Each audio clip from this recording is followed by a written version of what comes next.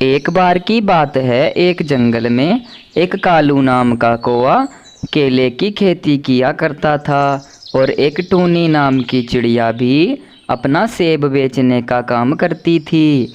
वो सेब उगाया करती थी, लेकिन जंगल के सारे पक्षी कालू कौवे से ही उसके केले खरीदने आते थे। बेचारी टूनी चिड़िया से कोई कुछ नहीं खरीदता था, इसलिए बेचारी टूनी बहुत परेशान रहती थी। अरे ये कालू कौवा अपने केले कैसे बेचता है? इसके तो सभी पक्षी दीवाने हैं और सभी पक्षी इसी से फल खरीदने आते हैं। मेरे इतने मीठे मीठे और सुंदर सुंदर सेब तो कोई खरीदता ही नहीं। ज़रूर इसमें कुछ ना कुछ बात है, इसके पीछे कुछ ना कुछ भेद तो ज़रूर है। मैं पता लगा कर रहूँगी, कल जाकर इसकी बात का पता लगाती हूँ मैं। उसके अगले ही दिन टूनी चिड़िया कालू के घर जाकर देखती है। अरे ये दोनों दवाई तो मेरे बहुत काम आ रही हैं। पहले मेरे फल कोई नहीं खरीदता था, लेकिन जब से मैंने अपने केलों में ये दवाई डाली है तब से तो मेरे सारे फल बिक जाते हैं। मैं इस दवाई को कभी नहीं छोड़ूंगा। अब तो मैं और भी ज़्यादा खेती करूंगा और भी ज़्यादा दवाई लगाऊंगा। फिर मैं बहुत ही अमीर हो जाऊंगा। मेरे पास पैसे की कोई भी कमी नहीं रहेगी। ये दवाई तो वाकई बहुत कमाल है, किसी को पता भी नहीं चलता और दवाई वाले केले खा लेते हैं। उसके बाद टूनी चिड़िया जल्दी अपने घर आ जाती है। अच्छा, तो ये बात है, इस तरह कालू अपने सारे केले को बेच देता है। मैं भी तो कहूँ कि ये कालू के केले इतनी जल्दी कैसे बिक जाते हैं और सभी पक्षी कालू से ही केले खरीदने आते हैं। अब मैं ये बातें जाकर सारे पक्षियों को बता दूंगी, ऐसे तो सभी पक्षी बीमार पड़ जाएंगे और सभी पक्षियों को इस नशे की आदत भी लग जाएगी और ये तो वैसे भी नशे की ही दवाई है। अब मुझे सारे पक्षियों को बता देना चाहिए, वरना बहुत नुकसान हो जाएगा। उसके बाद टूनी चिड़िया सारी बातें बता देती है और कालू के खेत पर सभी पक्षी आकर कहते हैं, दुष्ट कालू, जब तुझे ये केले बेचने ही थे तो तूने ये केले दवाई लगाकर क्यों बेचे? ऐसे भी तो बेच सकता था। तू तो हम सभी पक्षियों का बुरा चाहता है, बस अपना अपना ही फायदा देखता है। अगर आज वो टूनी चिड़िया ना होती तो तू तो हम सबको ये दवाई वाले केले खिलाकर मार देता। इससे अच्छा तो हम टूनी चिड़िया से ही फल खरीदेंगे। तेरे फल तो बहुत ही बुरे हैं। हमें नहीं पता था कि तू दवाई लगाकर फल बेचता है। तेरे जैसा पक्षी तो हमारे पूरे जंगल में नहीं है कालू। इतना कहकर वो पक्षी वहाँ से चला जाता है। इस टूनी चिड़िया ने मेरे साथ सही नहीं किया। इसने तो मेरा सारा धंधा चौपट कर दिया। इसको इस चीज का बदला देना पड़ेगा। आखिरकार ये अपने आप को समझती क्या है, बहुत ज़्यादा होशियार बन रही है। मैं अभी जाकर इसको सबक सिखाकर आता हूँ। इसने तो मेरे सारे ग्राहक हटा दिए हैं। उसके बाद कालू कौवा टूनी के घर आता है। अरे ओ टूनी चिड़िया, तूने क्या कर दिया मेरे साथ? तूने तो मेरा सारा धंधा ही चौपट कर दिया। मेरे सारे ग्राहक हटा दिए तूने। आखिरकार तूने ऐसा क्यों किया है? तूने इन सभी पक्षियों से क्यों बता दिया कि मैं दवाई मिलाकर केले बेचता हूँ? तूने मेरे साथ अच्छा नहीं किया। तुझे ये सब भुगतना पड़ेगा। देखो कालू, ये तुम्हारी गलत बात है। तुम दवाई मिलाकर सभी पक्षियों को अपने केले बेचते हो।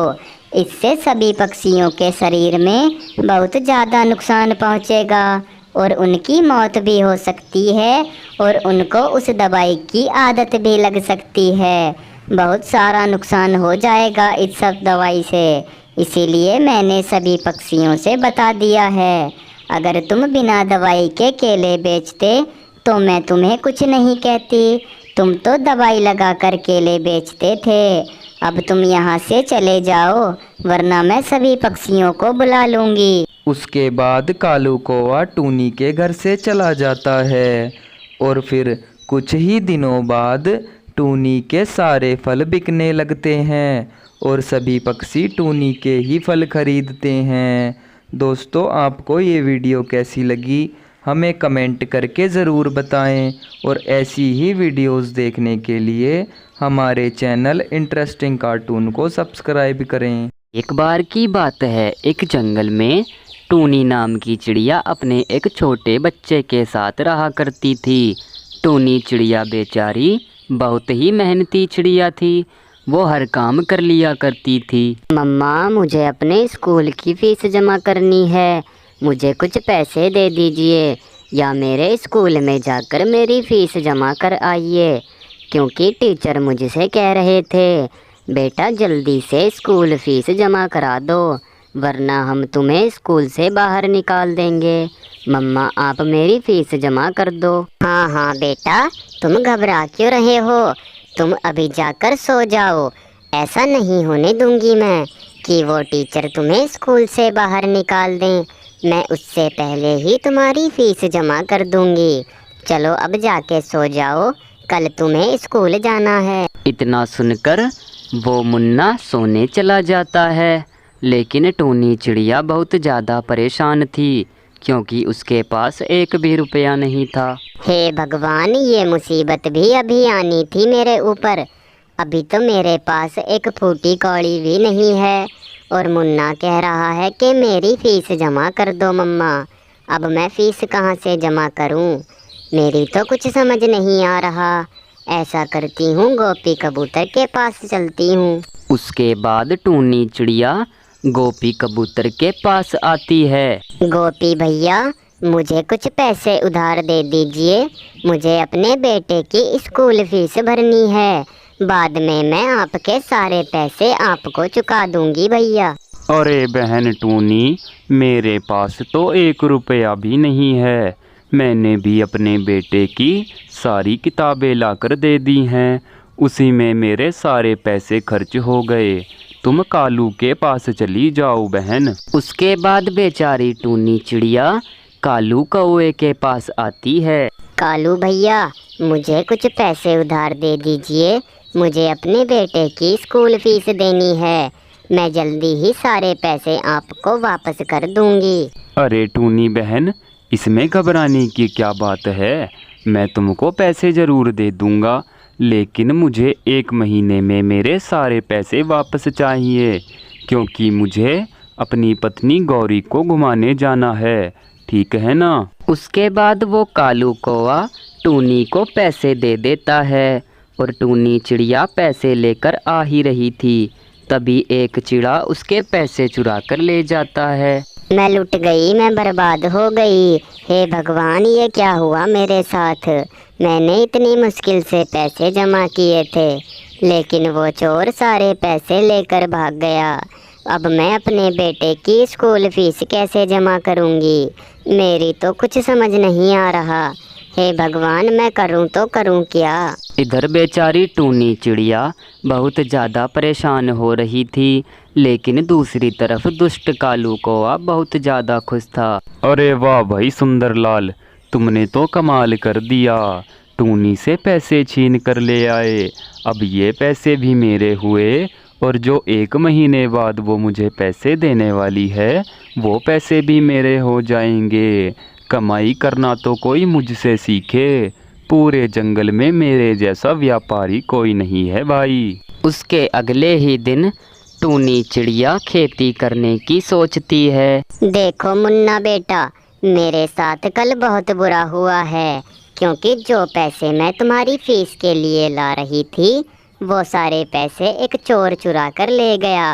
अब मैं बहुत ही बुरी हालत में हूँ, इसलिए मैंने सोचा है क्यों ना मैं खेती कर लूँ और तरबूज की खेती करूँगी मैं, क्योंकि मैंने देखा है तरबूज बहुत ज़्यादा बिक रहा है इन दिनों। इसीलिए बेटा मैं बीज लेने जाती हूँ, तुम घर पर ही रहना, बाहर मत जाना। उसके बाद टूनी चिड़िया बाजार बीज लेने पहुंच जाती है और उसके अगले ही दिन वो खेत में सारे बीजों को बखेर देती है। बीज बखेर कर वो बहुत ज़्यादा खुश होती है और कुछ दिन बीत जाते हैं। मुन्ना बेटा, मैं खेत पर जा रही हूँ, देखकर आती हूँ हमारी फसल कैसी हुई है। वैसे तो हमारी फसल बेटा अच्छी ही हुई होगी। उसके बाद चिड़िया खेत पर आती है और फसल को देखकर बहुत खुश होती है। अरे वाह, जैसा मैंने सोचा था बिल्कुल वैसा ही हुआ है। जैसी मैंने अपनी फसल सोच रखी थी बिल्कुल उसी तरह मेरी फसल बहुत अच्छी हुई है। अब मुझे कोई परेशानी नहीं रहेगी। अब तो मैं मुन्ना को और भी अच्छी तरह से पढ़ाऊंगी। अब जल्दी से इनको भर लेती हूँ और कल सुबह जाकर बाजार में बेच आऊंगी। उसके अगले ही दिन टूनी चिड़िया सारी फसल भरकर बाजार पहुंचती है। आओ तरबूज ले लो, मीठे मीठे तरबूज ले लो, जल्दी आओ, ताजे ताजे तरबूज ले लो। टूनी की आवाज़ सुनकर एक बहुत ही सुंदर और मालदार चिड़िया उसकी दुकान पर आती है। अरे ओ तरबूज वाली, तरबूज तो तेरे देखने में बहुत अच्छे लग रहे हैं। तू ऐसा कर, मुझे सारे के सारे तरबूज दे दे। और एक बात और सुन ले, जब तू कल से तरबूज लेकर आएगी तो साथ में तरबूज काटने की मशीन भी ले आना। उसको तरबूज मिक्सर कहते हैं, ठीक है ना बहन? फिर मैं रोज़ तेरे सारे तरबूज खरीद लिया करूँगी। तुझे किसी और को तरबूज बेचने की ज़रूरत नहीं रहेगी और ना ही तुझे पूरे दिन यहाँ बैठने की ज़रूरत है। बस तू कल से मिक्सर ले आना। ठीक है बहन, ये तो मेरे लिए बहुत ही खुशी की बात है। मुझे कहीं और नहीं जाना पड़ेगा। जैसा आपने कहा है मैं वैसा बिल्कुल करूँगी। मैं कल से ही आपके लिए मिक्सर ले आऊँगी बहन। उसके अगले ही दिन टूनी चिड़िया तरबूज मिक्सर लेकर बाजार पहुंचती है और वो चिड़िया दोबारा आती है और उसके सारे तरबूजों को खरीद लेती है।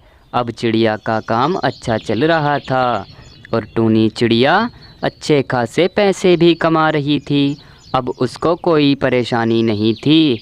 उन पैसों को कमाकर उसने अपने मुन्ना की भी सारी फ़ीस स्कूल में जमा कर दी। उसके प्रिंसिपल को फ़ीस देने के बाद अब उसे और भी दिक्कत परेशानी ख़त्म हो गई थी। अब टूनी चिड़िया खुशी खुशी अपने मुन्ना के साथ रह रही थी।